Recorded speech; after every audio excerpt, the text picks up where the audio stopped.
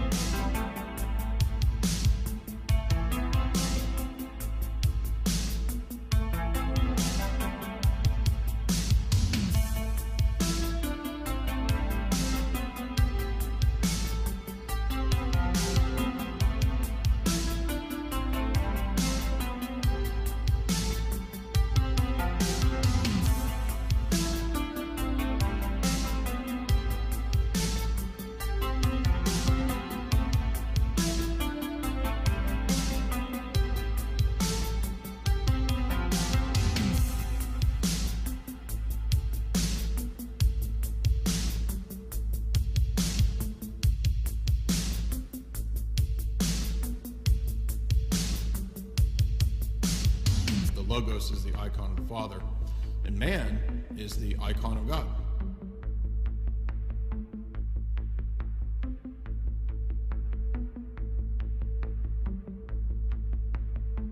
We are the image of God. Dyer wave 3.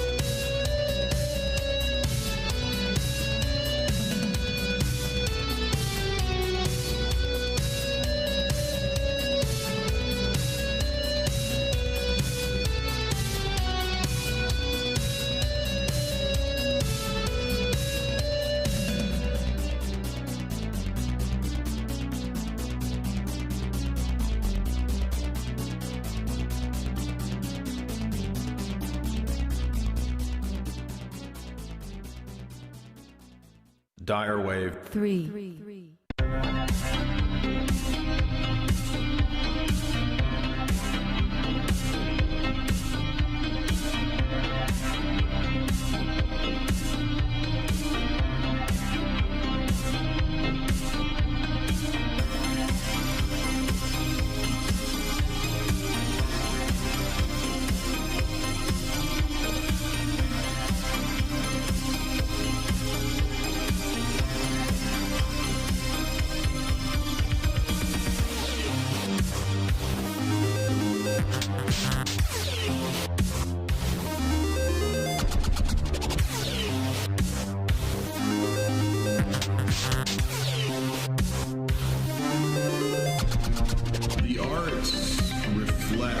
The soul, the spirit of a people. Architecture reflects the soul, the spirit of a people. And so therefore you can see the degeneracy, you can see the degradation and the loss of aesthetics, the loss of the idea of there being harmony, order, symmetry in aesthetics is connected with the loss of a coherent worldview and philosophy.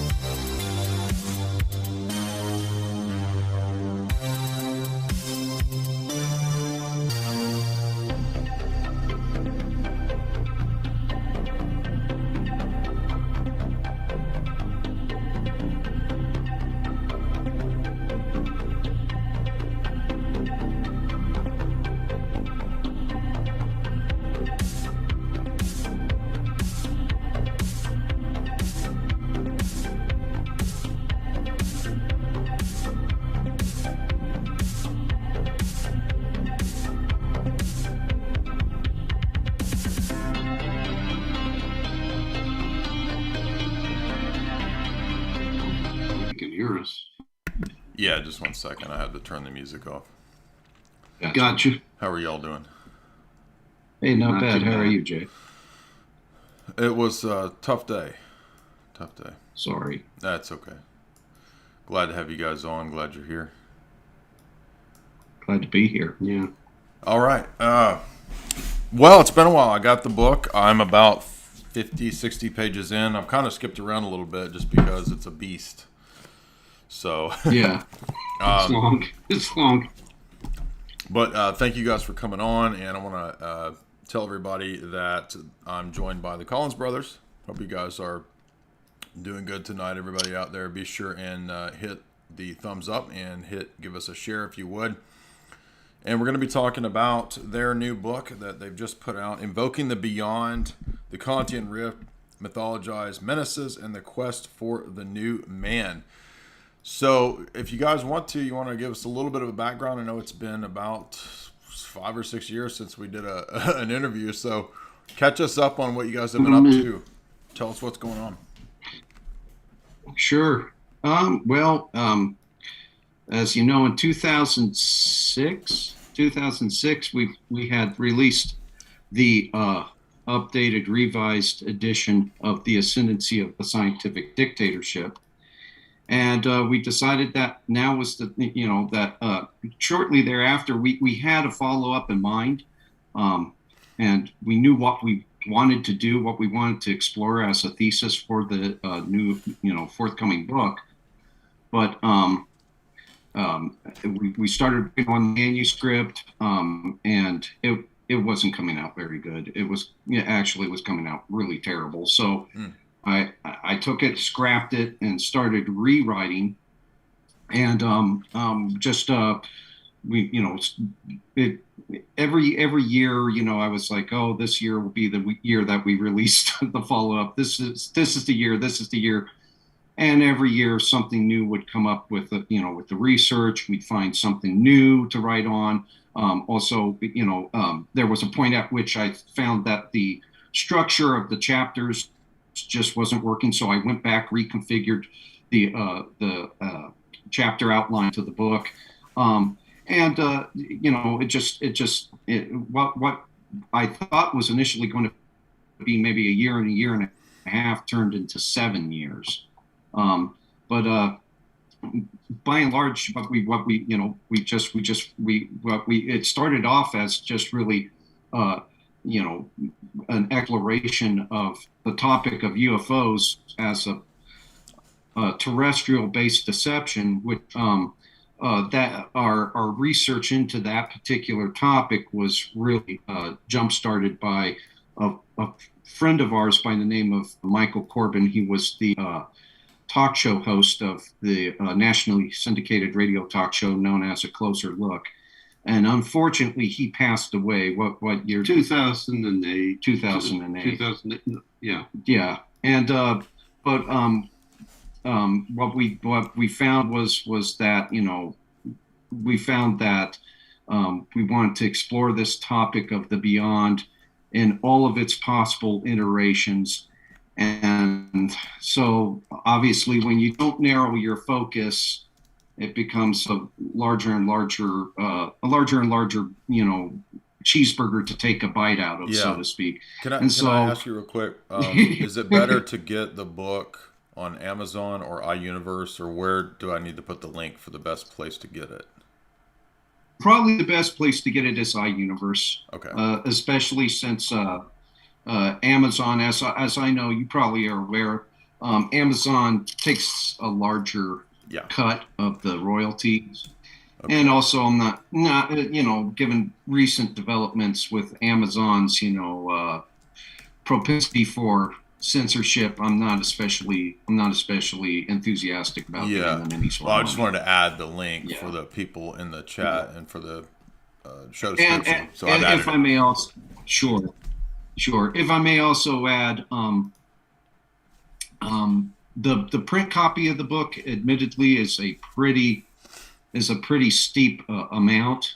It cost a pretty steep amount. We did not set the price. That was the price set by the publisher. I'm assuming that it costs as much as it does so they can cover printing costs.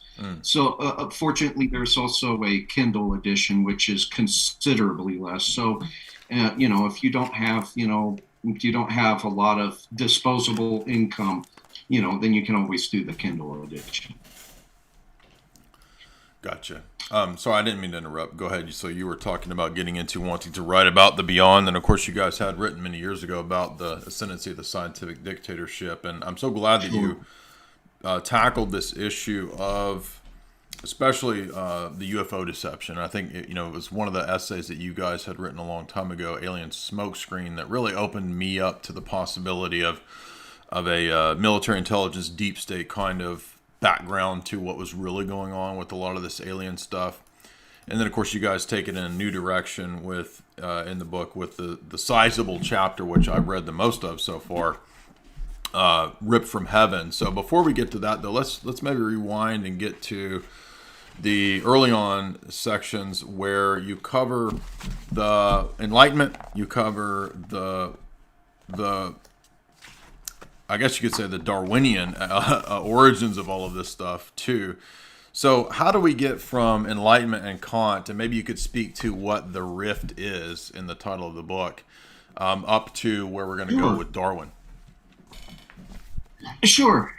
Okay. Well, we discuss what's known as what we call the Kantian Rift, and forgive me for coining another neologism. We live in a day and age where the coinage of neologisms just seems to be a national pastime.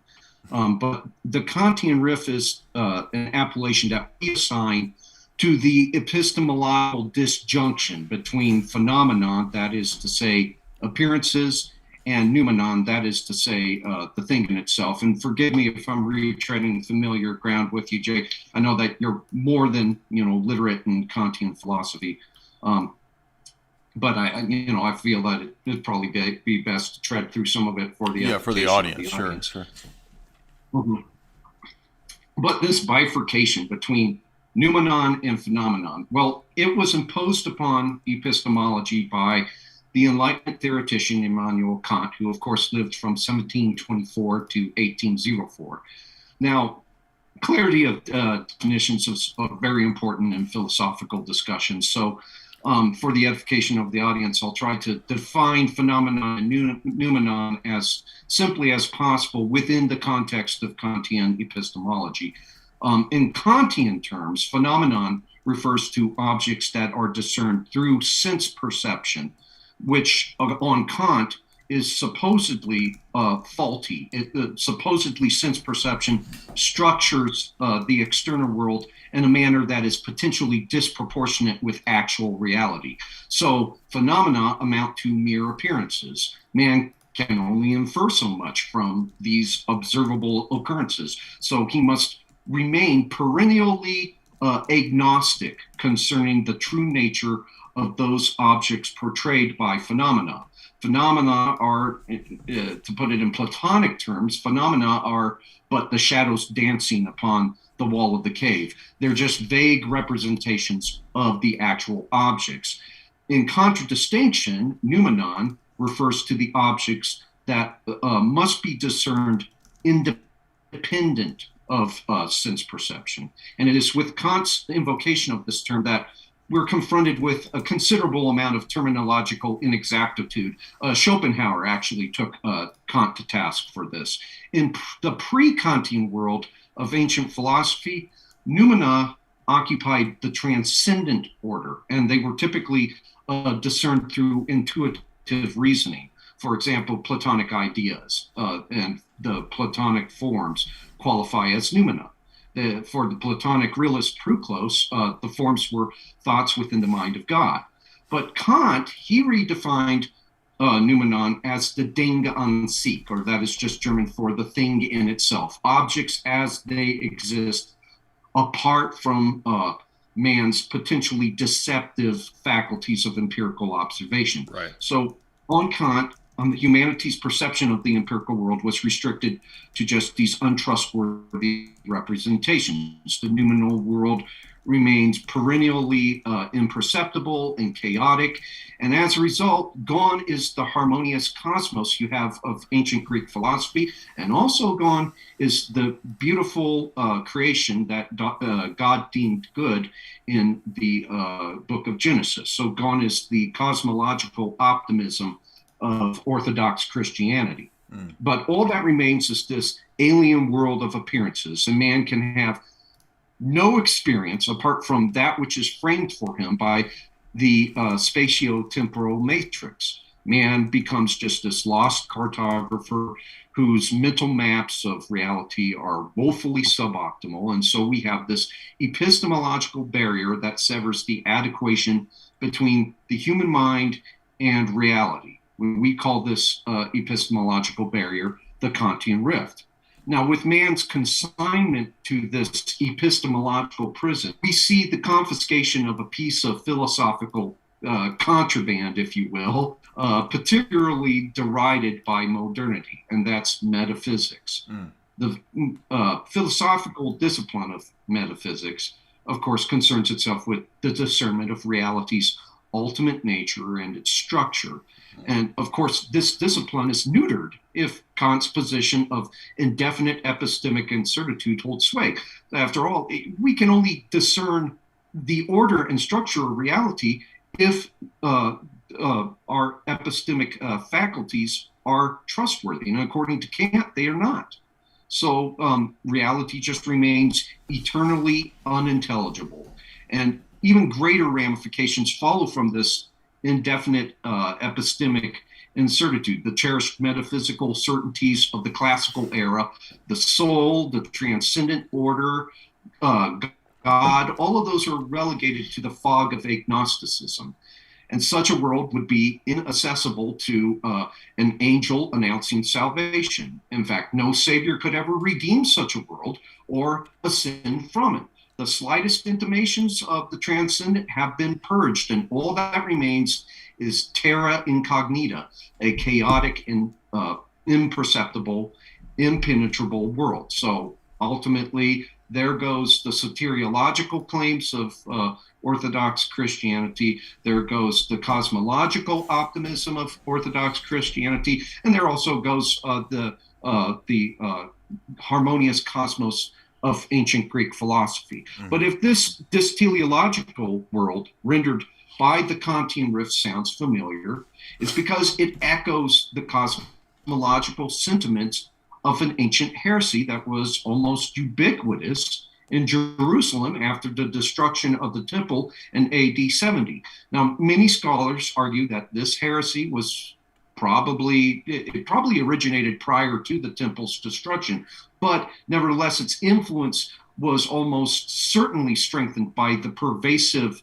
despair that was engendered by the destruction of the temple. It was a very catastrophic event, left a lot of people traumatized. After all, the temple's fall intimated the ostensible failure of Jewish apocalypticism and the nullification of God's covenant with his chosen people. So if God's promises no longer hold sway, then there's good reason to doubt his involvement with the created order.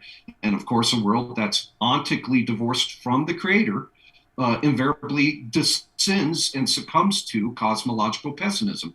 And that sort of cosmological pessimism we see endemic to Gnosticism, which challenged the early Christian church. Now, I realize that an examination of Gnosticism may seem tangential, but it actually will prove to be germane to the topic. And in the interest of expediting this exploration of the beyond, I'm just going to offer a rather truncated overview of the heresy. A more comprehensive examinations offered in our book. To be honest with you, that's one of the concerns I have with the book, because there's this very extended examination of Gnosticism, and I'm afraid that some readers might say, well, what's the point?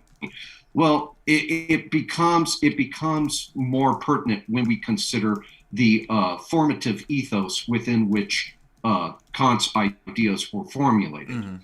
The Gnosticism basically, for the Gnostic, the biblical God was just this ignorant being whose existence resulted from the hypostatization of another supracosmic deity's errant desires, and that's Sophia, of course.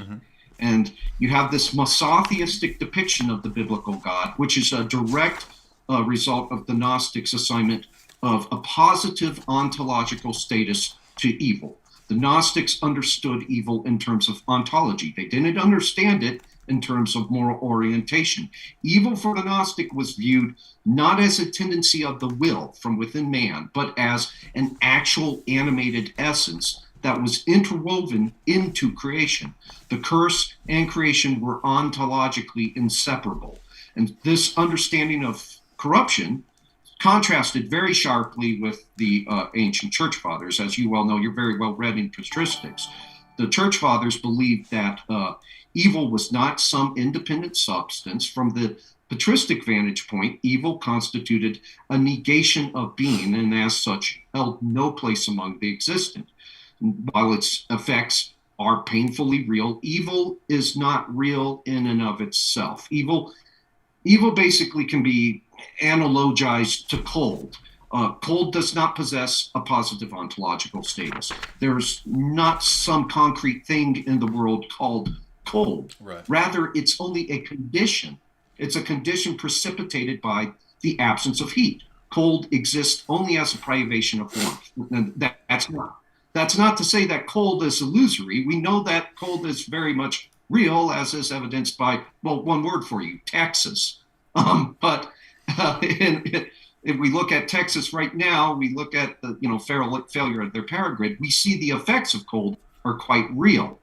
But its effects are real, but as is evidenced by cold-induced medical emergencies like hypothermia and what have you. But cold itself does not exist as a tangible reality.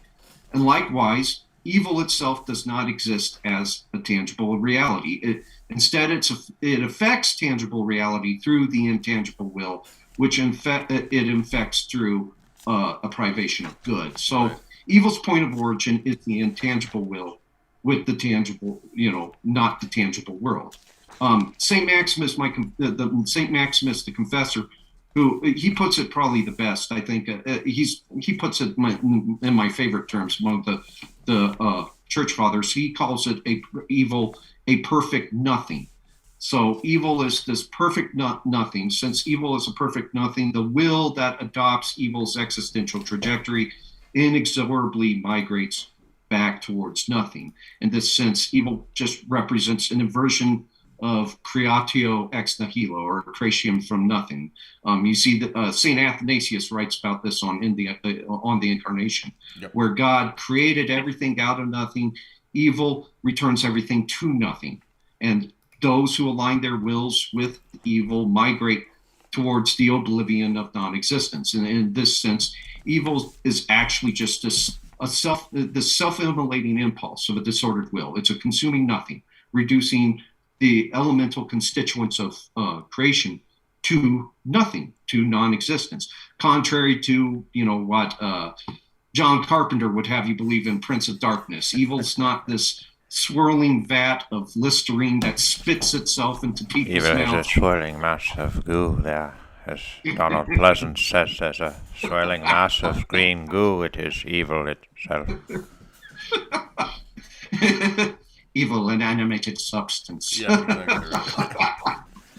Yeah. So basically, conflate error with the created order is to just necessarily associate corruption with the author of the created order. Right. And so that's why we have the Masatheism there. And error and falsity become the author himself. From the Gnostic vantage point, the creator of the visible physical cosmos must have been an error. And the creator was not only an error, he was the error itself. He becomes not just the originator of error, he's the mistake. And any theology that really follows from that belief must either condemn or exonerate God. And the Gnostics chose to do both. In Gnostic theology, the exoneration of God basically entailed the rejection of his office of creator. Right. They believed that the real true God would have created nothing. God the Father had to be completely disassociated from creation. And this radical disassociation basically entailed divesting the true God of the office of creator. Gnosticism basically divorced God from creation by just positing these ridiculously elaborate cosmologies. You see these cosmologies all over pop culture nowadays. Neil Gaiman in a lot of his work, he posits similar cosmologies where you have just this endless pantheon of lesser deities and rigidly tiered heavenly locales. But these cosmologies, not only did they render the one true God in the Gnostics' belief absolutely transmundane, it also camouflaged these antagonistic dualisms that they advanced, which the early church would have considered untenable. Yeah. But Go ahead. But the cosmological divorce that we see taking place, it leaves man and nature in a state of absolute autonomy. So this is where we start to see Kantian philosophy come into view, because neither nature nor man must comply with the divine law, because the high God is isolated from creation, and he can only be known through secret occult knowledge, gnosis, the legitimacy of which is entirely self-referential. And I have gnosis. Why? Because I'm enlightened. Well, why are you enlightened? Well, I have gnosis. Yeah. You see kind of the self-contradictory nature of these claims. Like, for instance, the Gnostics reference to the Flick book. The Flick book they believed to be evidence of the fact that reality was simulacrum. They believe, they had these old Flick books which, would simulate animate motion, kind of much the way, people make cartoons. And they believed because these Flick books could simulate motion. They believed that that was evidence of the fact that reality was somehow a simulacrum. The problem is that you're positing the inauthenticity of reality on the basis of an object in reality. So we see the true contradictory nature of those claims. But nature need not conform to it on the Gnostic view to any law but its own. It's not a tangible attestation to the glory of God, as St. Paul characterizes it in the book of Romans. It's just as ontologically. Go ahead. Sure.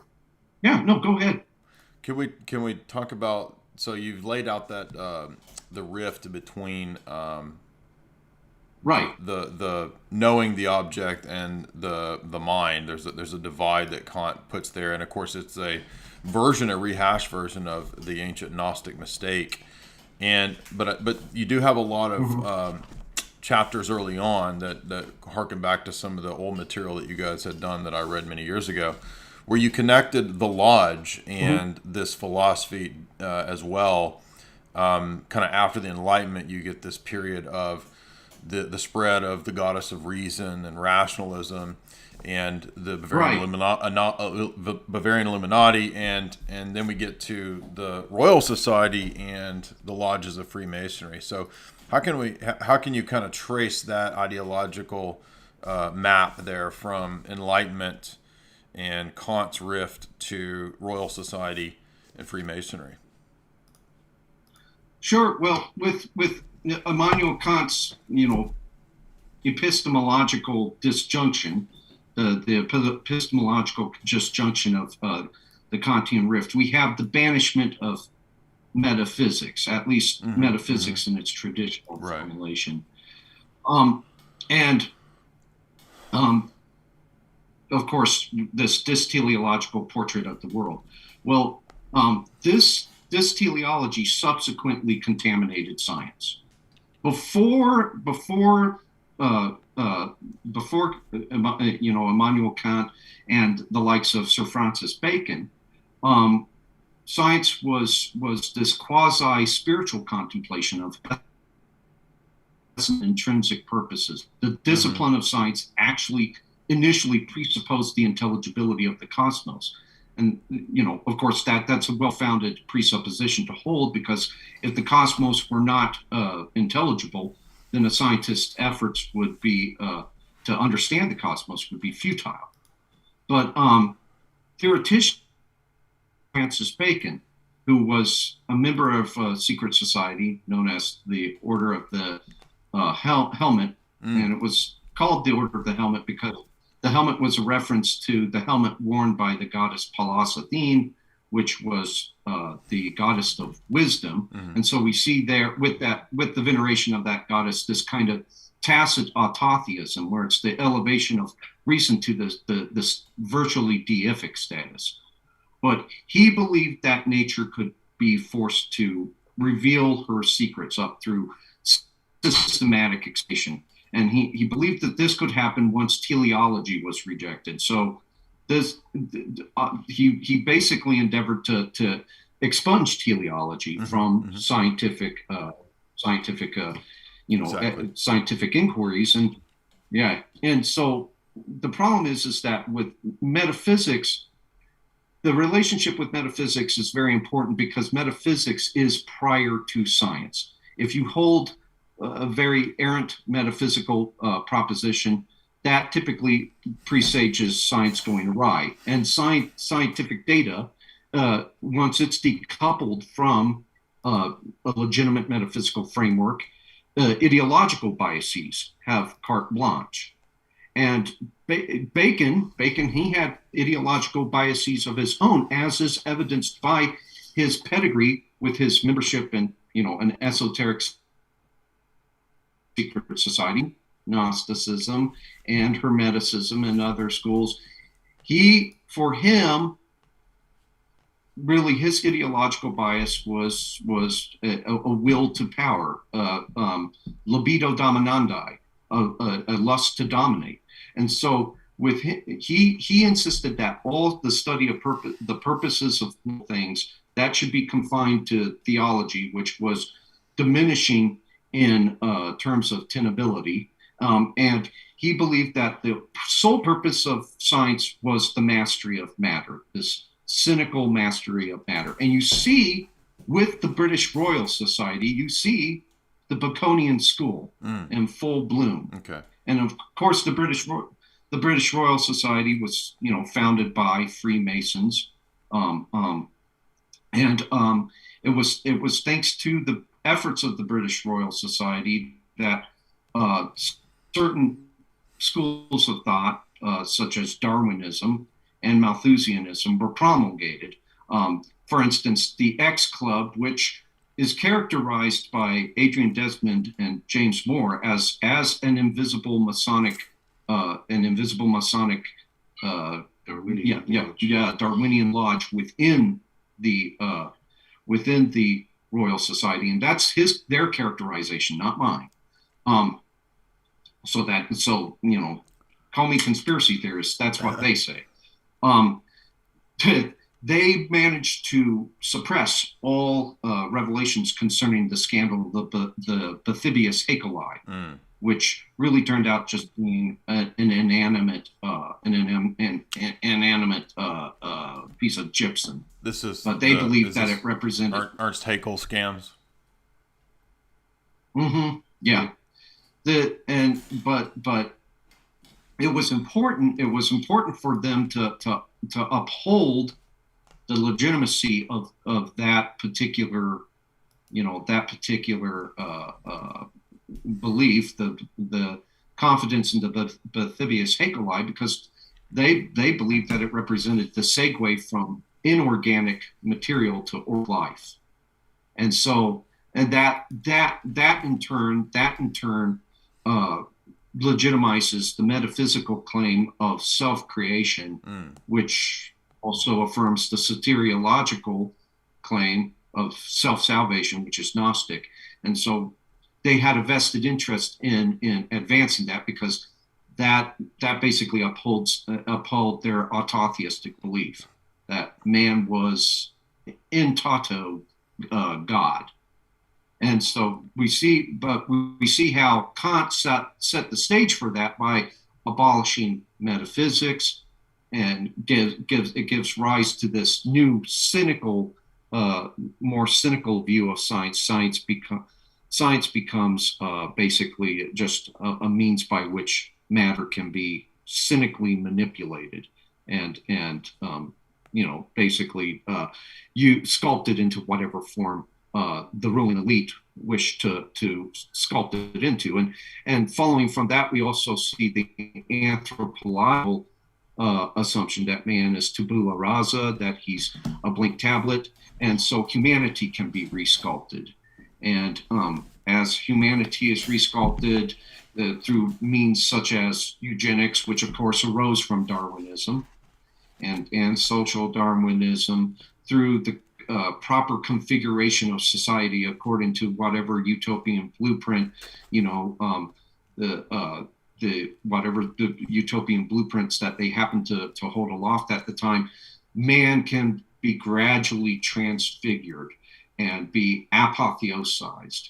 And this, we see with this a hideous parody of the Orthodox belief in theosis, which holds that man can be divinized, but man is divinized through energies, not through essences. Man is not divinized on the essential level. There remain ontological distinctions between humanity and God.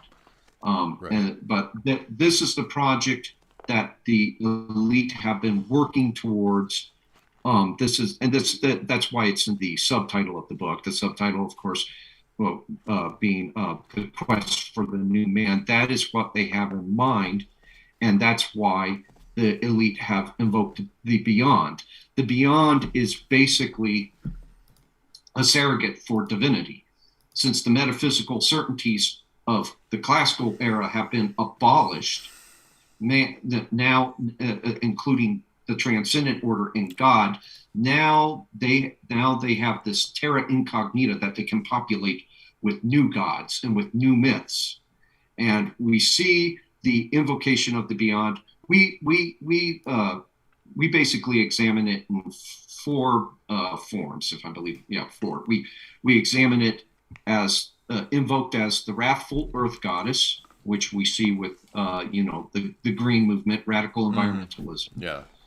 And of course, the wrathful earth goddess legitimized through the promulgation of Darwinism. But the wrathful earth goddess demands recompense of humanity in the form of technological apartheid and population control. We examine it invoked as AI and technological singularity, where man basically abolishes himself and becomes divests himself of his biological man, and becomes the transhuman, the transhuman Ubermensch. We examined the invocation of the beyond in the form of super weapon. The super weapon, which the super weapon, of course, it assumed several forms in fiction. It was beam weapons, it was poisonous gases, but the tangible form that it assumed, of course, was the atomic bomb. That was Leo Szilard, who was inspired by a modern myth that was promulgated by none other than H.G. Wells, who wrote the book The World Set Free. And with the super weapon, we see the mythic archetype of Prometheus, or more specifically, Promethean fire. Of course, Oppenheimer, pop culture has likened Oppenheimer to a modern Prometheus. And this Promethean fire that he bequests to man, it becomes a desirable and readily attainable deific force for mankind, and the nuclear bomb becomes pretty much this Gnostic messiah. Richard Stanley, of course, the avant-garde filmmaker, characterizes it as such in an interview in Kinokaze magazine. He basically likens the atom bomb to a Gnostic messiah because it basically divests us of corruptible matter and reduces everything back to light.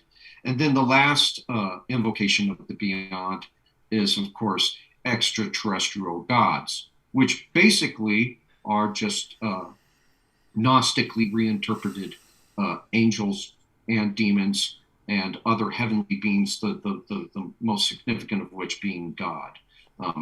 And in all of these instances, we see with this invocation of the beyond an attempt to bring the new man into being, because each one is underpinned by a tacit autotheism.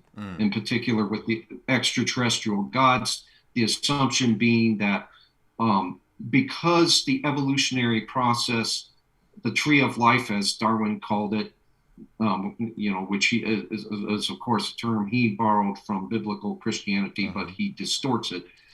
If it's ubiquitous and its branches branch out through all of the physical cosmos, then it stands to reason that the same evolutionary processes that gave rise to man have also basically touched the primordial soups of other worlds and given rise to other beings, other alien beings, who we have interpreted as gods, and who we, through the same biological processes, may attain a deific status.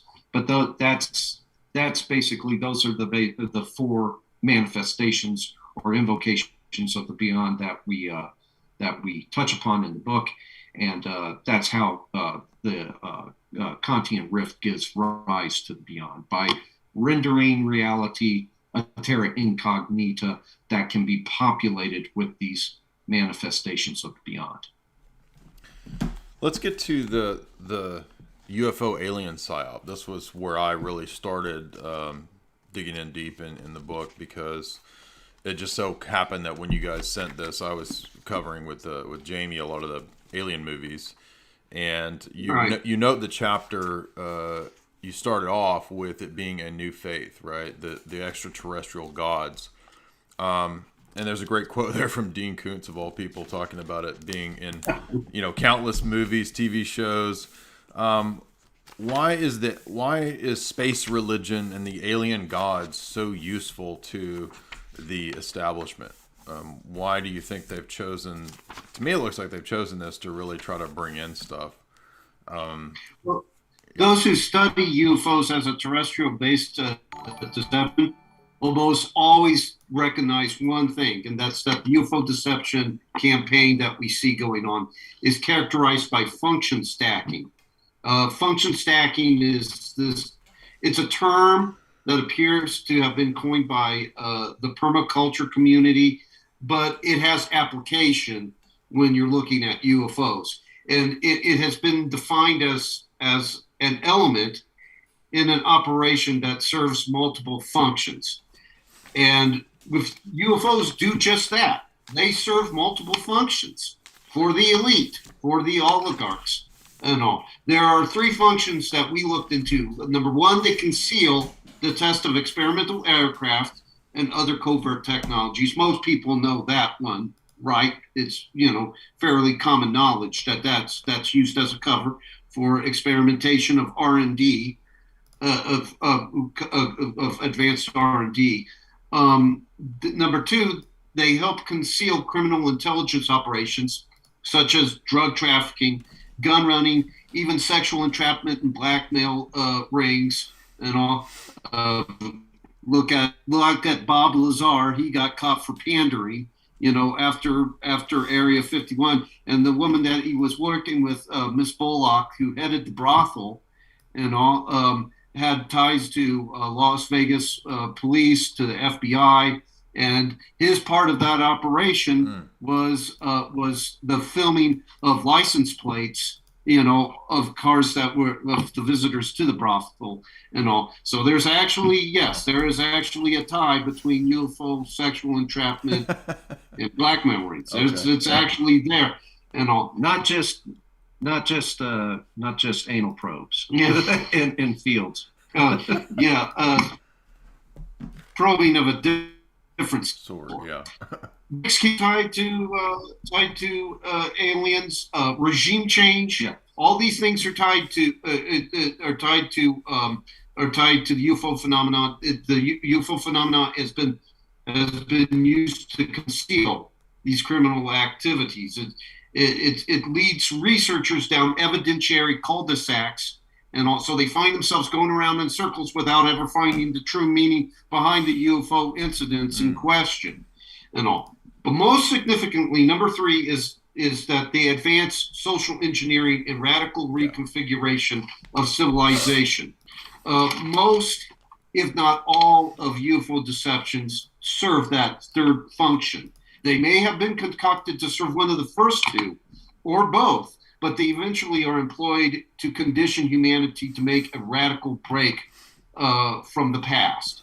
So social engineering involving UFOs appears to have become extremely significant in the late 1940s. It may have very well taken place in years prior, but the final years of 1940 seem to be when it became most prominent. At that time, a prior incarnation of the Beyond, the superweapon, appears to have begun to act as kind of a midwife for the UFO manifestation of the Beyond. Right. And in the book, we support this contention with a passage found in the appendix to a 1949 report that was released by Project Sign. Project Sign was this official government study on the subject of UFOs that was conducted by the United States Air Force. And in the appendix to Project Sign, the Project Sign report, there was a letter from Dr. James Lipp. And Lipp was an aeronautical engineer and department head at the RAND Corporation, an American nonprofit global policy think tank. The RAND Corporation was the epicenter for a lot of very radical ideas regarding nuclear exchange and nuclear war. For instance, in 1963, the RAND Corporation produced a report that would serve as the foundation for Secretary of Defense Robert McNamara's policy of mutually assured destruction, or MAD. MAD would go on to become kind of a national security centerpiece during the Cold War. It held that in a nuclear exchange, both the aggressor and the defender would end up being destroyed. So MAD is widely considered to be the theory of deterrence put into practice. But like many other Cold War policies, MAD was characterized by function stacking. So while it did, in fact, discourage both major superpowers from entertaining the notion of a nuclear exchange, it also allowed the global oligarchical establishment to universally impose what we term to be nuclear anxiety. And nuclear anxiety, best way to define it, is a kind of pervasive and obsessive fear of nuclear extinction. And once the global oligarchical establishment induced this nuclear fever dream, an extended period of nuclear extortion took place. Sometimes nuclear extortion could even be found in cultural artifacts. One of the most humorous examples would be Grease 2. In 1982, the 1982 sequel to the hit smash musical Grease. In two T-birds named Lewis takes his girlfriend Sharon to a fallout shelter, and he fakes a nuclear attack and then attempts to convince her to lose her virginity to him in order to repopulate the nation. And this results in the musical number, Let's Do It for Our Country, and of course, Do It is a reference to the Humpty Dance.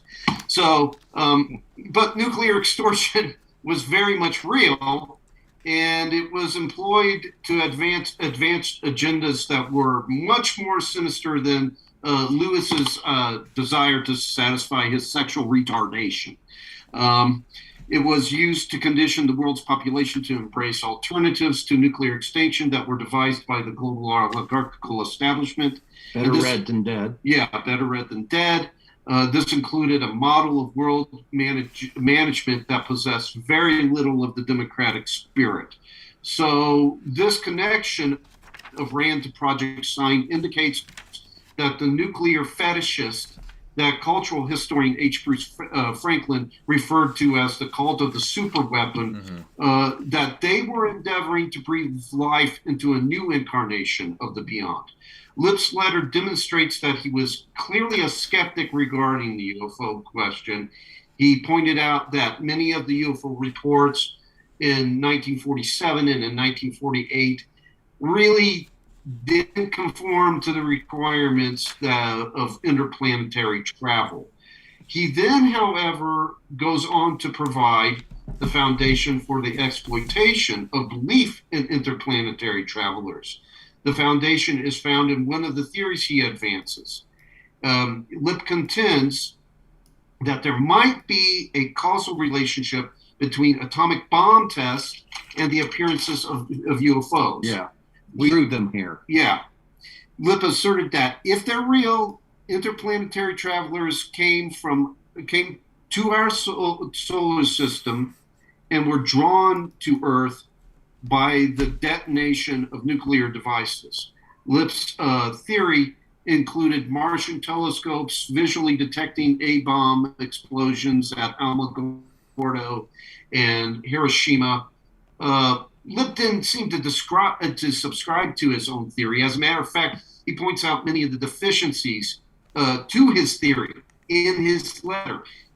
Put quite simply, Lipp believed that Martians would find observing Earth for a long period of time to be a very mundane exercise. It would have just gotten boring. Yeah. All of that aside, Lipp had either intentionally or unintentionally contributed to a narrative that would be used to manipulate the UFO community for years and years to come. It was also used to deceive the public, generally speaking. Social engineers within the deep state introduced to the public imagination the notion that interplanetary travelers had detected our nuclear activities, and they were now visiting Earth with both benign and sinister intentions, depending on which extraterrestrial race you were discussing. Yeah, you find that there's two narrative paradigms. I believe Upton, the perennial traditionalist. He discusses this in his book, Vectors of the Counter-Initiation. A few other researchers have brought this up too. Is that the myth of extraterrestrial gods? It usually assumes two ostensibly different paradigmatic characters. On one hand, the aliens are benign. They're basically Gnostically reinterpreted angels. You find this in, for instance, Steven Spielberg's Close Encounters of the Third Kind. As Richard Dreyfuss is being prepared to be hoisted into the clouds and abandon his family, because Lord knows, aliens are more important. The discovery of, they're worth it, man. He basically turns to his family and says, "Screw you guys. I'm going, later. I'm going with the aliens." But as they're preparing him, there's the inclusion of a Bible verse, which of course is being situated in a very different context, wherein it says, "He shall give his angels charge over thee." And we see this angelic depiction of angels, all of a sudden, or angelic depiction of aliens. So all of a sudden, aliens become angels. So we have this transposition of the eschaton into space, into the vacuum that separates celestial bodies. All of a sudden, this vacuum becomes the eschaton. It becomes the place where the questions of life and death, the questions of eternity are resolved for us. And then on the other hand, apart from, on the other extreme polarity, apart from Steven Spielberg's Close Encounters, you have H.G. Wells' War of the Worlds, where the aliens are now here to exterminate us, to destroy us. And so you have, again, this Gnostic redefinition of aliens as demons. And then in the treatment to the sequel to E.T., you have both. Yeah, and you have both. In the treatment, in the original, the script that was supposed to be the sequel to E.T. that never was made because it would have terrified the living hell out of audiences, would have ruined E.T. for an entire generation. I think it was called Night Terror. Nocturnal Fears. Nocturnal. I don't recall the name of it, but it's in the book. And you can look it up online too. Basically, you have this counterpart race to E.T.'s race showing up, and they look like E.T., but they're albino. And Steven Spielberg makes it abundantly clear they're evil, because in the script he writes it in all caps: "These aliens are evil." And they show up and they torture Elliot and his siblings, and Elliot and his siblings are only rescued at the end when E.T. makes a cameo and rescues them like the Messiah, which of course E.T. is meant to be a Christ archetype, or an exotheological Christ. Yes. But you see these two separate narrative paradigms, where we have either angelic aliens or demonic aliens. And that, of course, is just this Gnostic transposition or neo-Gnostic transposition of the eschaton into the vacuum separating celestial bodies known as space. And either way, what's most important is that you get the crisis that comes with the introduction of the beyond. Right. If you have benign aliens, then you have the crisis of diplomacy. Right. Where no one nation can satisfactorily represent mankind. And so if you don't have some kind of unification, there's going to be a breakdown in communication with the aliens. As Stanton Friedman, the deceased he was an astrophysicist, wasn't he? Well, he was a major voice in the ufological field. The ufological field. He, as he used to put it, who speaks for Earth? Argentina, So it basically creates this crisis where national governments are ontologically and epistemologically overwhelmed, and we require this supranational body now to speak on behalf of Earth. So we have to amalgamate all the nation states, all these disparate tribes of humanity into a single, one world government. And the second crisis comes with the more sinister variety of aliens, the hostile aliens, a crisis of security, and no one nation can provide adequate security for the whole planet against these aliens. And so basically we're moving into the realm of Independence Day, where you have this. Yeah. Bill Pullman stands there and he says, Independence Day is no longer an American holiday. There has to be a unified military response to the aliens in order to best their superior technologies and all. But the hands of the social engineers could be detected almost immediately following Project Sign, as the UFO contactee phenomenon began to emerge. Nuclear anxiety was very much a common thematic thread running through the accounts of contactees. According to the contactees of the 50s, the aliens had come to warn us that we needed to cease our nuclear tests. The atomic tests, the aliens said, were leaking radiation that was having an adverse effect on the solar system's delicate balance. And as far as we're concerned, the contactee messages held too much in common with Lip's theory to be accidental. Our suspicions were confirmed by the very strange story of Polish-American author George Adamski. Yeah, I was going to ask about Adamski next. Yeah.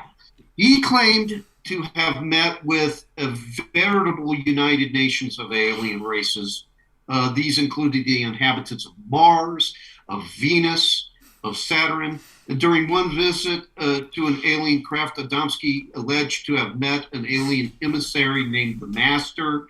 And the Master, according to Adamski, provided descriptions of the political and social systems on all the other worlds.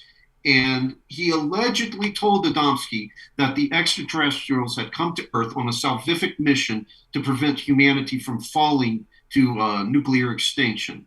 The Master explained that the extraterrestrials also came to prevent Earth's nuclear radiation from adversely affecting the other planets. So now skeptics, they're going to write Adamski off instantly as a mentally ill individual or simply a perpetrator of fraud. And who can blame them? The stories were wild. They were crazy. If you read any of them and all, they are on parity with pulp magazine fictions and all. Adamski's supporters see his account as a confirmation that alien visitation is real. And he still has his supporters to this very day, all these years later. Well, can I add something here? That one thing that really stuck out absolutely. that I didn't know was where you mentioned that Alan Dulles threatened to bring an injunction against anyone who would question Adamski's claims. Now, if there wasn't something more going on, why would he even care? Right. That's the middle ground that needs to be considered here. There's the possibility that he was manipulated by covert forces in order to popularize the contactee phenomenon that was being used for social engineering purposes. In 1953, Adamski had published a book entitled Flying Saucers Have Landed. And in 1955, he wrote a sequel entitled Inside the Spaceships. And in those books, Adamski talks about conversations with a Venusian named Orthon. And Orthon supposedly invited Adamski to take a trip on a spacecraft and see the entire solar system. And when Adamski published this tale, there was a Cincinnati businessman, and his name was Thomas Eickhoff. And Eichhoff sought to have the United States government bring charges of fraud against Adamski. Eichhoff pointed out that Adamski had used the U.S. Postal Services to spread his account. So if the account was untrue, Eichhoff asserted, then Adamski was employing the U.S. Postal Service to perpetrate fraud. So, like you said, and so Eichhoff, he felt that that the U.S. government had a substantial case against Adamski. Eichhoff's accusations reached the attorney of the man that you pointed out, the consummate deep state operative, CIA Director Alan Dulles. Dulles' attorney felt that Eichhoff was correct and that the government could bring suit against Adamski. And so what was Dulles' response to all this? Well, he threatened an injunction to prevent anyone from testifying in court about Adamski's claims, quote, because maximum security exists concerning the subject of UFOs. Now, why did Alan Dulles wish to prevent a courtroom testimony against Adamski? We think that the answer was provided by Leon Davidson, a chemical engineer who participated in the Manhattan Project. Davidson believed that Dulles and the CIA played an integral role in manufacturing Adamski's hoax. Davidson, in a 1962 article that we cite in the book, contended that the CIA orchestrated Adamski's close encounter experiences, including his famous 1952 encounter with the Venusian. According to Davidson, individuals working with the CIA convinced Adamski that they were real space brothers and persuaded him to write his books about them. Davidson also asserted that the CIA had orchestrated Adamski's space flight to lend authenticity to the contact experience. Now, Davidson's accusation, it shouldn't be dismissed as paranoia. During a meeting between the CIA and Air Force representatives, a CIA official had suggested Davidson was somehow a threat to the nation. The meeting had been held to discuss the possible responses to inquiries that had been submitted by two particular UFO researchers, Davidson and Kehoe. Now, at the meeting, there was a very distinct change in tone depending on which one of those researchers you were talking about and all. Kehoe, he was treated with a lot of honor. He was treated with a lot of respect when they broached the topic of Kehoe's inquiries. When the subject shifted to Davidson, however, the tone among participants changed considerably. Davidson was the Donald Trump of ufology. The chemical engineer, he was spoke of with disdain, with contempt, and there's a lot of suspicion. One CIA officer in particular, Frank Chapin, went so far as to imply that Davidson was motivated by ulterior motives, quote, some of them perhaps not in the best interest of this country, unquote. So Chapin followed up this accusation with a proposal that the FBI actually conduct an investigation on Davidson. So he implied that the man was working for a foreign power or some such thing. Davidson's accusation and proposal is analogous to a bombing raid. During a bombing raid, the bomber always knows that he's over the target because that's when he starts to receive the most intense amount of flak. The flak that Davidson was receiving from Chapin and his other CIA associates indicates that Davidson was over the target. He was not too far off the mark. Yeah. And the CIA, simply put, just didn't like Davidson because he had correctly identified the agency's role in ushering in the age of the contactee, which would basically end with a whimper and not a bang, as many of these contactees were either exposed as they were either complete charlatans or they were victims of deep state manipulation. Davidson also asserted in his 1962 article that the CIA had, quote, sponsored the wave of saucer articles in 1952 in Life and Look, etc. Life magazine and its counterpart, Look magazine. Now, Life was a weekly magazine that was published from 1883 to 1972. It's still periodically resurrected by Life magazine, because in 1936 it was purchased by American magazine magnate Henry Luce, who owned Time magazine. Mm-hmm. Yes. Now Luce, he was the publisher of Time magazine, and Time would continue to publish to employ the Life brand after the turn of the century, turn into the 21st century, when it wanted to release commemorative issues or special issues. But Luce has been called, quote, the most influential private citizen in the America of his day, unquote. His influence appears to have extended to the realm of UFOs, because Luce was, after all, the owner of Life during the period of time when it was putting out a high volume of saucer articles. And not just it, but its chief competitor. Well, and by the way, we know from the Wim Hof, the big Wim Hof book, that there was a direct connection to the CIA, Luce being Skull and Bones, Claire Booth Luce being herself an intelligence operative, all of the connections between John Courtney Murray being promoted by a Time Life magazine, the 60s countercultural revolution with mushrooms and LSD being promoted by Henry Luce. So no shocker here that it would also apply to this stuff. You're going right down the rabbit hole that I was pursuing here, Jay, because Luce's influence on the realm of ufology may have gone deeper than just publishing articles in Life. Luce's main factotum was Charles Douglas Jackson.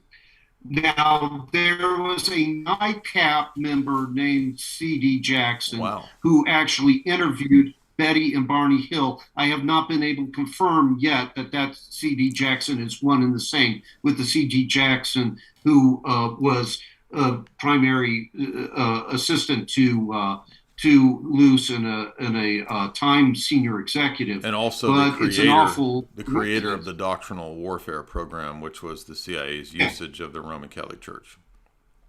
Yes, and there's a connection here with doctrinal warfare. Now, Jackson, he was a senior executive of Time, and he was an expert on psychological warfare who had served with the Office of Strategic Services, OSS, which is the forerunner to the CIA. During 1953 and 1954, Jackson was also instrumental in the formation of the Bilderberg Group, which is an elitist combine that has played a significant role in the globalization process, and also very preoccupied with transhumanism, which is represents another invocation of the beyond with AI and technological singularity.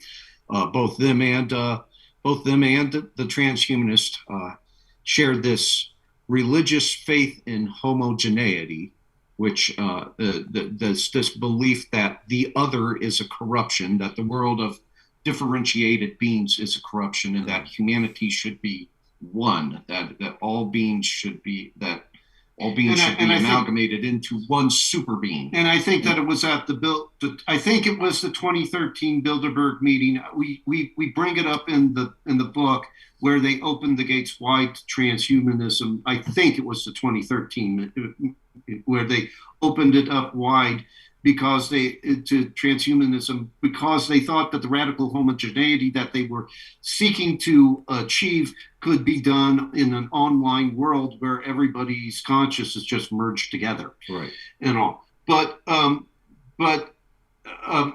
according to Wim Hof, Jackson acted as a kind of nexus between intelligence circles, media organs, banking and financial interests, big business, and theoreticians in the realm of communications. And he was able to mobilize all these different forces to advance the agenda of the oligarchical set. And Wim Hof makes it very clear in his book that Jackson used these forces to conduct what has been termed doctrinal warfare, what you brought up. That was an actual term in the CIA lexicon. It's not a militia or patriot movement fever dream. Anyone who doubts that needs to go on to the CIA's online reading room and read a paper that we cite in the book entitled The Use of Doctrinal Warfare in Political Non-Military Attack Against the USSR.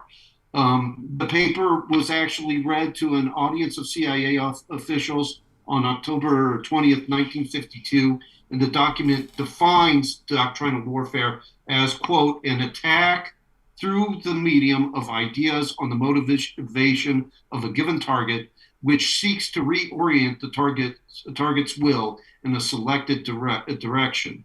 Now, the document asserts that the Soviets were not reluctant to weaponize ideas, so America had to follow suit. And doctrinal warfare, if I recall, and Wim Hof points this out, it included plans to infiltrate all religions, Christianity, Hinduism, Buddhism, Islam, and essentially make them surrogates of the American empire, which itself was merely a stepping stone to world government. Which I might add holds parallels with mystical imperialism, because mystical imperialism, which of course it concerned itself with the creation of a syncretistic religion to unite all of the otherwise fragmentary elements of empire, of the British Empire together. And so we see kind of a syncretism taking place here. Now, none of this is tangential, because it is our contention, and we point this out in the book, that UFO disinformation played an integral part in doctrinal warfare. First of all, we have the Psychological Strategy Board, the PSB, which Wim Hof tells us was used in doctrinal warfare, played an integral role in doctrinal warfare. Wim Hof says that the PSB was actually responsible for coordinating doctrinal warfare. Right. There is a now legendary memo authored by Director of Central Intelligence, DCI, Walter Bedell Smith, in 1952, which calls for the PSB to, quote, to discuss, quote, the offensive and defensive utilization, unquote, of the UFO phenomenon.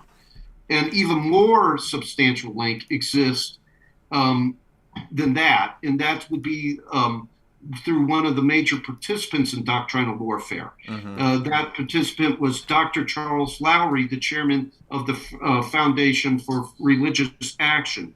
Lowry was responsible for authoring two memoranda that provided a strategy for transforming Buddhism in Southeast Asia into a mirror image of the American empire.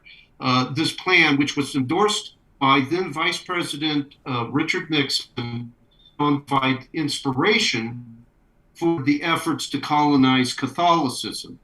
In 1954, Lowry was pivotal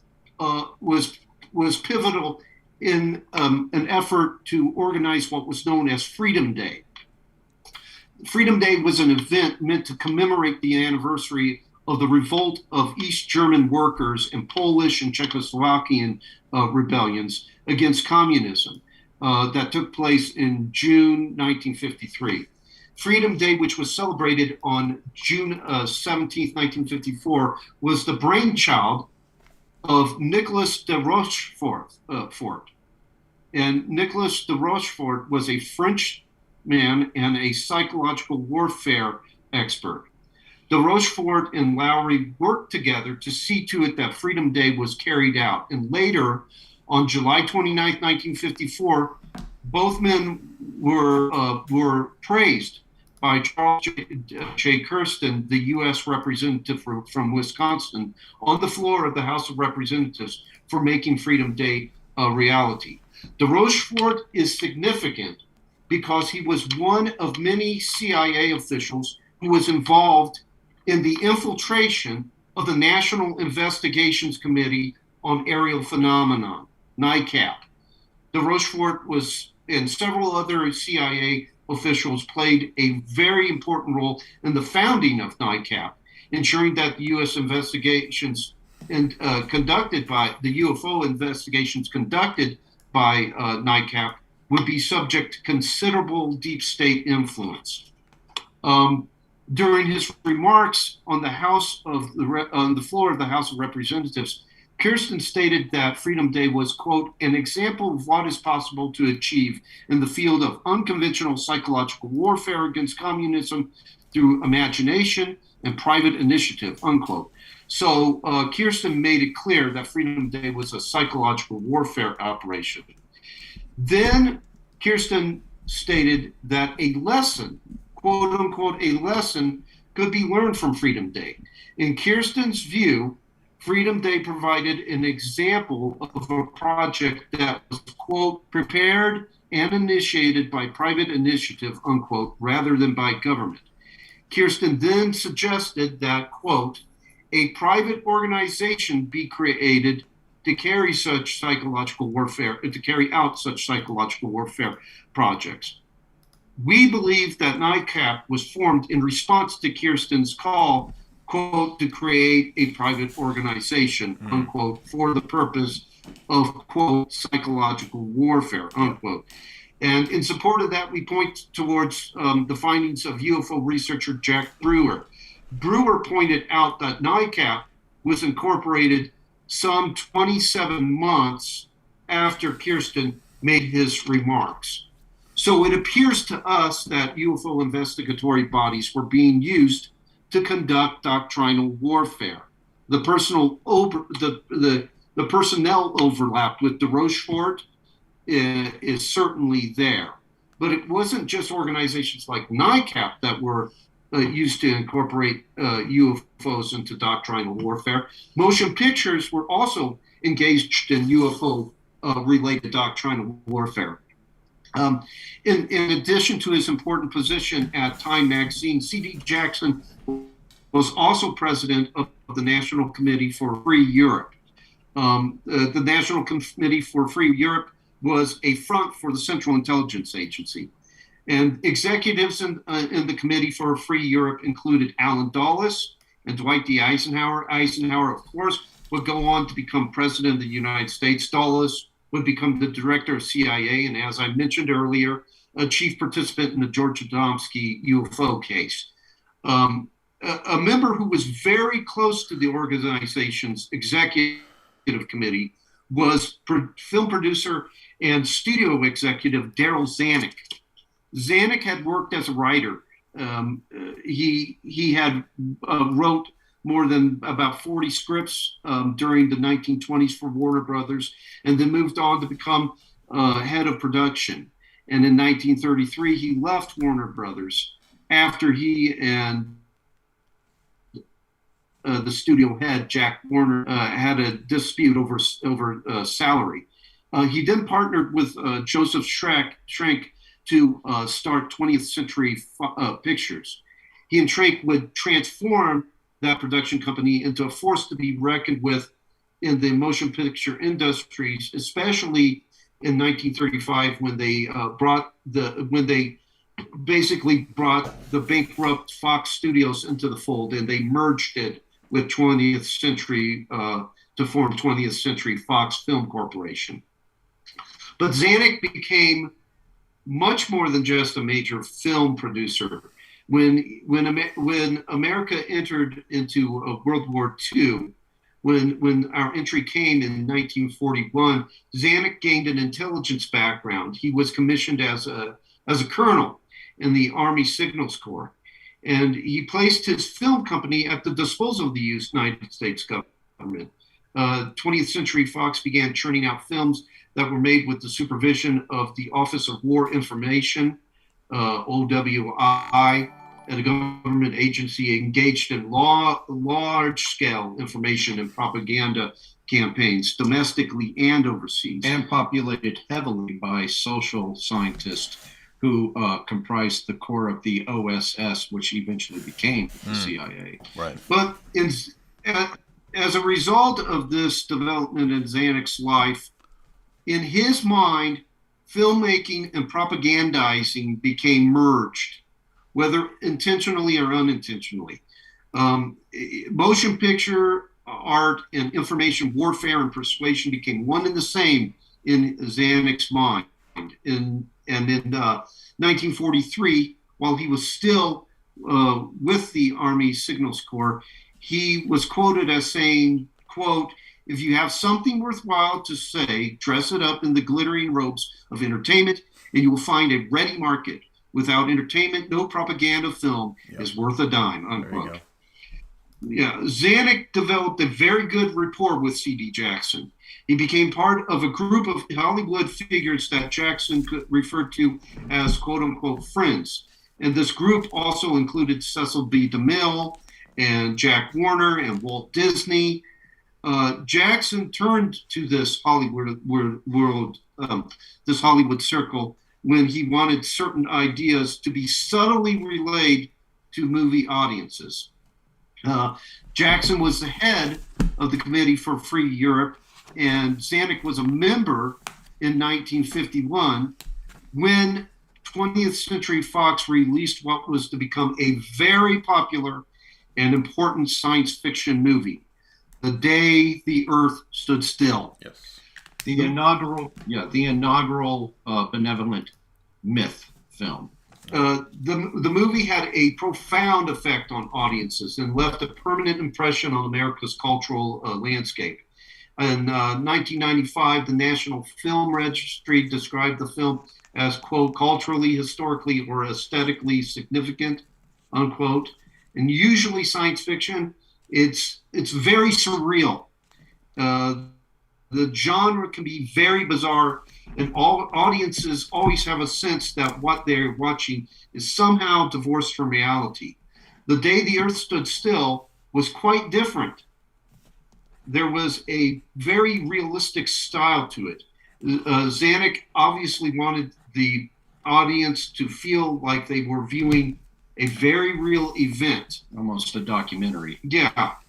Of particular importance to Zanuck was the now famous scene where the alien Klaatu lands his spacecraft in the nation's capital and delivers his message to Americans and the rest of humanity.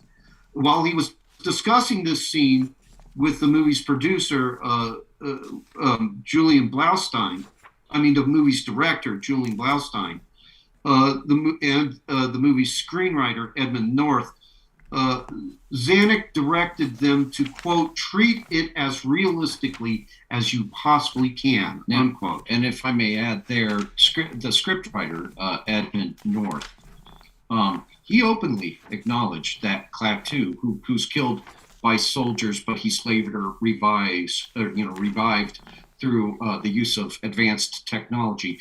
He intended the character of Klaatu to be an alien Christ. And during his sojourn on Earth, Klaatu assumes the very suggestive name of Carpenter, as in Carpenter from Nazareth. So very, you already have intimations of an exotheological Christ in the narrative. But Zanuck wanted a very documentary style to the UFO landing scene, and he told North and Blaustein the following, quote, "You should suddenly hear radio programs being interrupted with startling flash announcements from Washington, New York, Los Angeles, etc. The whole nation is listening in. This should be dramatized like the opening of a documentary film," unquote. Zanuck, he was also very adamant that the audience, quote, "must accept our entire project," unquote. Zanuck wanted the audience's full investment in this particular big screen experience. He wanted to make sure the film's message was fully imbibed by viewers. This was to be a propaganda piece.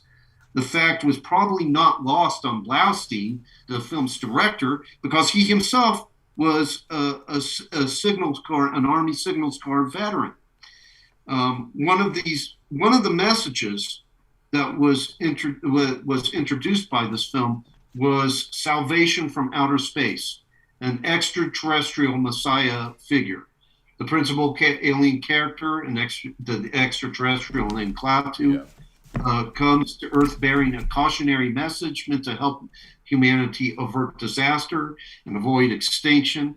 Klaatu is a misunderstood deliverer who experiences resurrection after being fatally shot. This, of course, is a reference to Jesus Christ.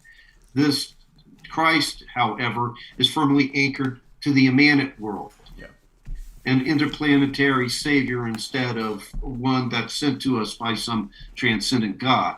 And at one point, Klaatu, of course, he escapes custody of the military guards, and he hides out in a boarding house where, as Phil's pointed out, he assumes the name of Carpenter. And it's an obvious allusion to Jesus Christ the Carpenter from Nazareth. So Klaatu is supposed to be a surrogate for the divine, which is the very definition of the beyond. His message to mankind includes a warning that the inhabitants of the planet the inhabitants of the other planets are extremely concerned by the fact that humans have developed a primitive form of atomic power.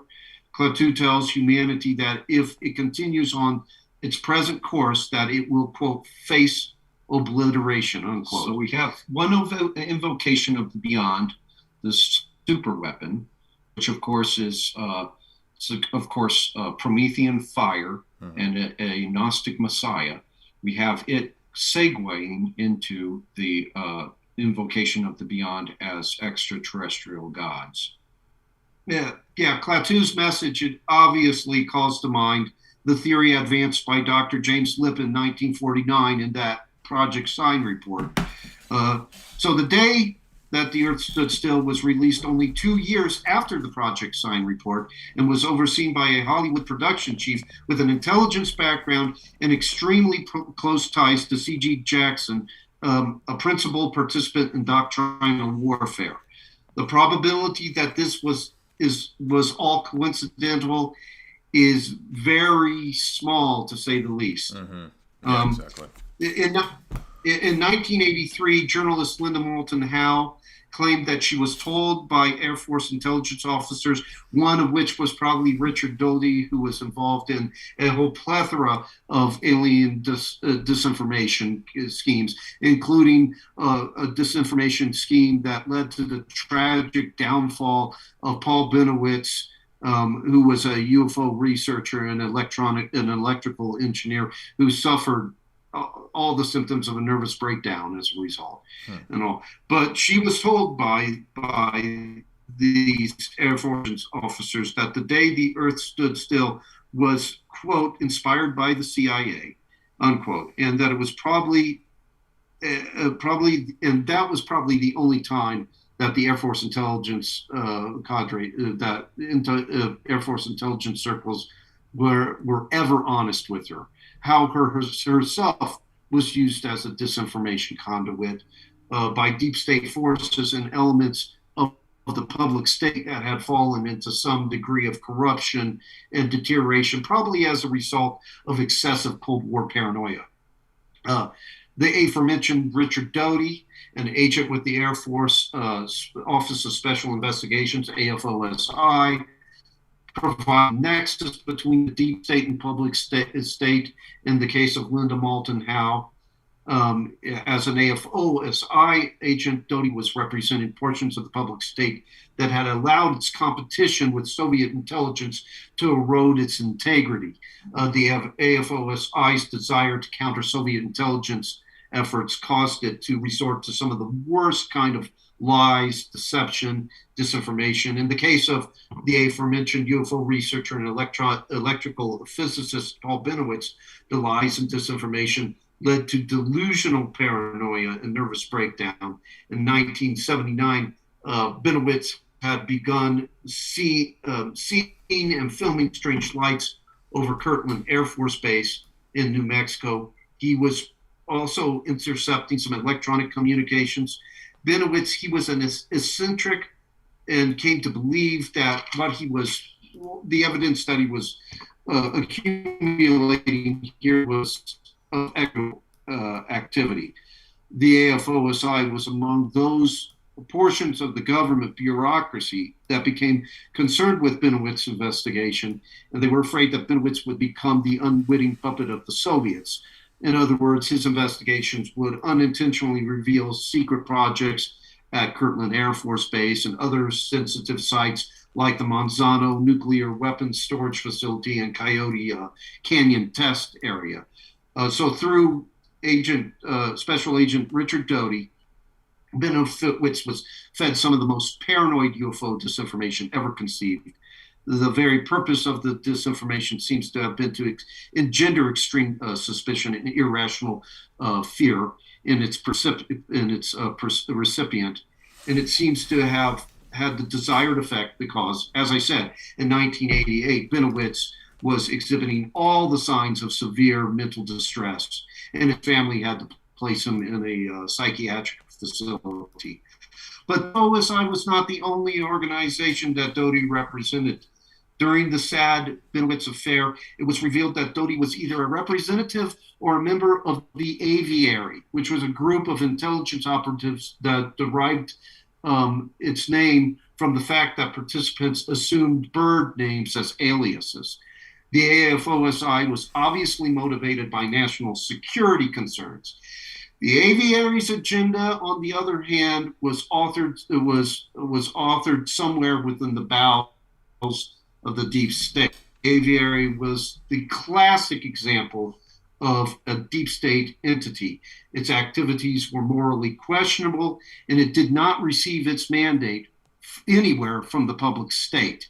And more evidence that there was deep state as well as public state involvement in the Benoit's affair.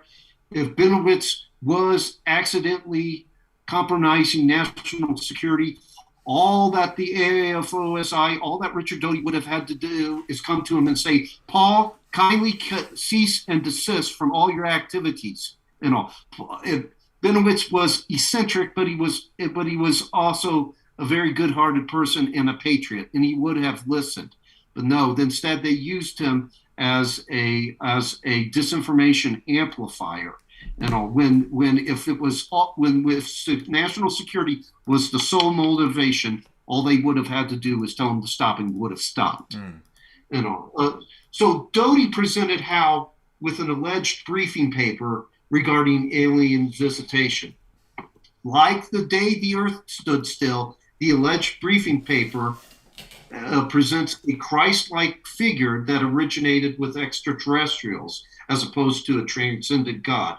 Howe testified, quote, there was a paragraph that stated 2,000 years ago, extraterrestrials created a being that was placed on Earth to teach mankind about love and nonviolence, unquote.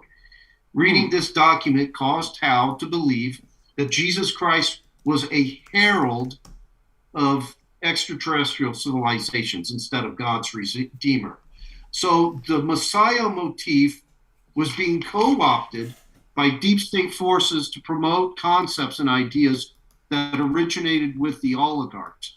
The ends of UFO disinformation we find in doctrinal warfare is a new Jesus preaching a new gospel tailored to the contours of the global oligarchical establishment's agenda for humanity. So we see pop culture had already seeded the ufology community for this in years in advance with the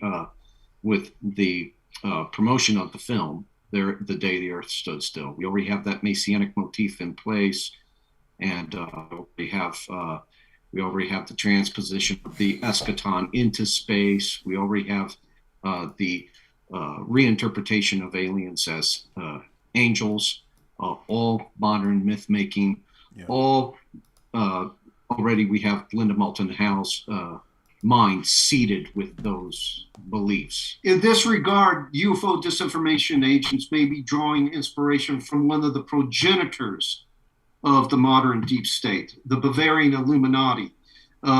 This 18th century secret society also attempted to introduce a new Jesus and a new gospel. Right. The Bavarian Illuminati's founder, professor of canon law at Ingolstadt, Adam Weishaupt, abandoned the Orthodox understanding of salvation. The Orthodox understanding is that salvation is the restoration of communion with God through his son, Jesus Christ. Weishaupt presented to his order a different Jesus with a different path to salvation. Weishaupt states that Jesus came to teach man how to liberate himself from ignorance through the use of reason, which Weishaupt capitalizes to indicate that reason is divinity incarnated as the human mind. Yes. For Weishaupt, reason was a surrogate for divinity, the agency through which man would solve all of his problems without any assistance from a transcendent God.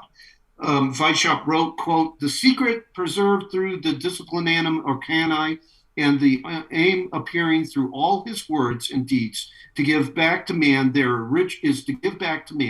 original liberty and equality. Now one can understand how far Jesus was the Redeemer and Savior of the world. The mission of Christ was therefore by means of reason to make man capable of freedom. When at last reason becomes the religion of man, so will the problem be solved." Weishaupt also saw himself as something of a Masonic reformer, and he believed Freemasonry to be a kind of secret doctrine that Christ taught to his apostles. Weishaupt asserted, quote, "Freemasonry is hidden Christianity." And we find that Freemasonry has very significant ties to UFO deception through Christopher Mellon. Christopher Mellon, his resume includes being a former United States Deputy Assistant Secretary of Defense for Intelligence and a former staff director of the United States Senate Select Committee on Intelligence. Christopher Mellon is part of the oligarchical set. The Mellon dynasty is part of that whole semi-submerged oligarchy that exists here in America. And this Mellon dynasty, it claims Pittsburgh entrepreneur and banker Thomas Mellon as its patriarch. Thomas Mellon belonged to the Pittsburgh Scotch-Irish industrial community. This is significant because the Scotch-Irish industrial community owes much of its existence to Freemasonry. Freemasonry basically established that particular business community. Thomas Mellon's collaboration with Freemasons included loans to Henry Clay Frick, the infamous industrialist and union buster. Frick embraced the Freemasonic conception of God. He was the treasurer at the King Solomon's Lodge number 346 in Connellsville, and he was a member of the Urania chapter number 192 at Greensburg. It was almost inevitable that the Mellons would imbibe Freemasonry. One of Thomas Mellon's sons, U.S. Secretary of Treasury Andrew William Mellon, was a Freemason, and according to a Freemasonic source, he was able to attain the much coveted 33rd degree of Freemasonry. So I'm not trying to be rude. I want to cut you guys off, but we can come back and do a part 2. But I am going to have to get to the super chats here because we're going up towards 2 hours. So let's get you back on a part 2 soon in the near future when I've read more of the book. I've only gotten a few chapters in, and it's really good. Absolutely. So, let's get to some of these super chats we've got. First up is where is it at?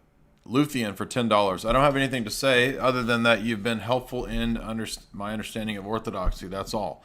Well, thank you, Luthien. Much appreciated. Big Bala for $5. What is up with all of the progressive woke stuff? Where is it coming from and where is it taking us? Well, it's really just a tool of social engineering, and it's taking us into the global technocratic world government. So, that's the whole point of it. John Connor, $5. Schopenhauer was Kant's blood boy. I know this because I come from German descent. My Gam told me that Schopenhauer drained the blood from Nietzsche, and Nietzsche engaged in certain activities with Adolf, who gave us Angela Merkel. Okay, that person's joking. $5. Are the Collins brothers KGB spies because they look like Russians? They are super agents. They're sleeper agents. I think he's just We're joking. Irish. He's just joking. He's joking. We're Irish and German descent with a little bit of Native American. J Mel we says, are ginger, so reds. There you go. J Mel says for Rousseau's. $30. Annie Jacobson wrote in her book on Roswell that the saucer event was Roswell saucer event was a Russian psyop. Did the U.S. government know it was coming so that they could capitalize on a social engineering opportunity? I don't buy that it was a Russian operation. I think it was a. We don't either. We go into that in the book. We believe that that's a cover story for a cover story. Yeah, there you go. And all. Philip Corso, in his book The Day After Roswell, he claims that it's all alien, but he betrays the reality of it at the beginning of the book because he says that he had to bring in Herman Oberth and Werner von Braun and all to look at the debris because of how it resembled Nazi technology. Well, if it's of alien origin, why does it resemble a Nazi technology and all? So we think that it was probably produced. Nazi R&D went off in three different directions: the Soviet Union, United States, and an extraterritorial state. We believe we present the case in the book that it was most likely Nazi R&D that found its approximate origins with America, with captured Nazi scientists here in the United States. Yeah, paperclip, right? So it was Nazis. It was Nazis in the employ of the American deep state, and I believe that in this regard, Annie Jacobson was probably manipulated. That's right. Just our personal opinion. Gotcha. World Economic Forum sends $20. Submit. I think the World Economic Forum is telling me to submit to their global mandates. So that's also another joke profile. But thank you for that submission. And thank you guys again. The book is Invoking the Beyond. And you can get that at the link that I put in the show description over at iUniverse. Yeah, I've got the link there. So thank you guys very much, and we'll have you back, and we'll get deeper into this because there's just so much content and too much to cover in one installment. So we'll definitely have some more installments. But thank you guys so much. Hey, thank you.